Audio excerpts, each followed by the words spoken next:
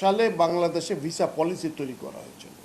Visa policy মানে আমরা বাইরের যারা আসবে তাদের জন্য যে পলিসি করব। 2006-এর পরে এই 26-20 বছর পরে আবার একটা ভিসা পলিসি প্রণয়ন করা হয়েছে, যেটা ক্যাবিনেটে উপস্থাপন করা হয়েছিল।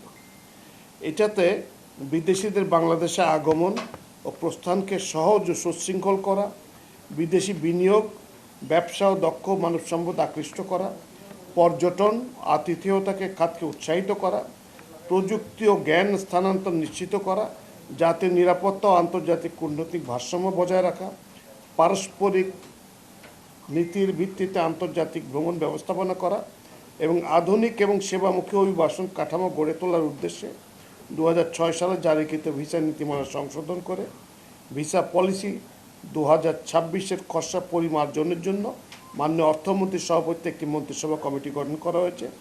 স্বরাষ্ট্র মন্ত্রণালয় এই কমিটিকে সাচিবিক সহায়তা প্রদান করবে। এটা মূল কেন ভিসাটা হঠাৎ দরকার লাগলো কেন? আগে হিসাব ছিল যে রেসিপ্রোসিটি বললাম, যেটা যে পারস্পরিক সব ভিত্তিতে, যে তোমার লোক আসলে আমি এতটুকু ভিসা দিব, এতদিনের ভিসা দিব, এই শর্ত। আমরাও তাই করতাম, ওরা যা দেবে আমরা তাই করতাম।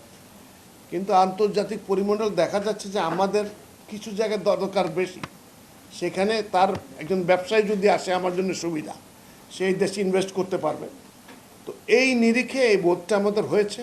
সেই কারণে আমরা এই গভর্নমেন্ট চাচ্ছে যে একটা ইকোনমিক থ্রাস্ট হোক, বিভিন্ন জায়গায় চেষ্টা করা হচ্ছে। তার মধ্যে একটা অংশ হলো এটা, যে ভিসা পলিসিটা সহজ করা।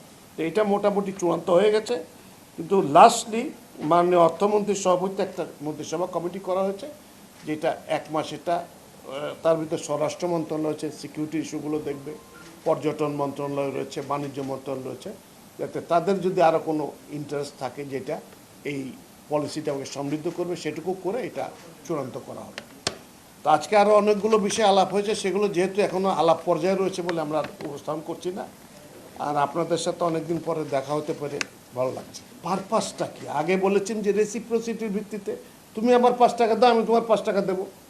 এখন দেখলাম যে না, ও যদি 1 টাকা দেয় ভালো, আমি 10 টাকা দিতে রাজি আছি, কারণ ও যদি আমার এখানে আসে তাহলে আমার সুবিধা বেশি। এখন তার যদি আমি যে আপনার এই বাংলাদেশে একজনের পত্র লাগবে, আগে এগুলো চাহিদা ছিল, তারপরে বহু রকমের ফ্যাকড়া ছিল, তো ওই করে করে ভিসা পাইতে পাইতে ওর যে আসার উদ্দেশ্য শেষ হয়ে যেত। এখন সেইটাকে আরও সহজ করা হচ্ছে, যাতে বিদেশিরা কুইকলি আসতে পারে। কারণ আমাদের দেশে তো অত পুঁজি নাই, এই পুঁজিটা আসবে যত বাইরের থেকে ইনভেস্ট হবে তত। অন্য জায়গার সারপ্লাসগুলো আমরা টানার চেষ্টা করছি। এই পলিসিটা হলো শুধু বিদেশিদের ভিসা দেওয়ার জন্য মূলত। তবে আপনি এটা কারেক্টলি বলেছেন, এইটা এখন আমরা যে মোটামুটি যে কম্পিউটার সিস্টেমে যাচ্ছি, তাতে আর লোকজনের আসা যাওয়া আর পাসপোর্ট নাম্বার আর চেহারা আর এই ফিঙ্গারপ্রিন্ট লুকানোর কোনো বুদ্ধি নাই, ফলে এগুলো এখন খুব কুইকলি অ্যাসেম্বল করতে পারে। এটা এসবিও পারে, ইমিগ্রেশন সময় যখন আসে তাদের কাছে নাম থাকছে, নাম্বার থাকছে, কে কবে ঢুকলো, কবে বেরোলো।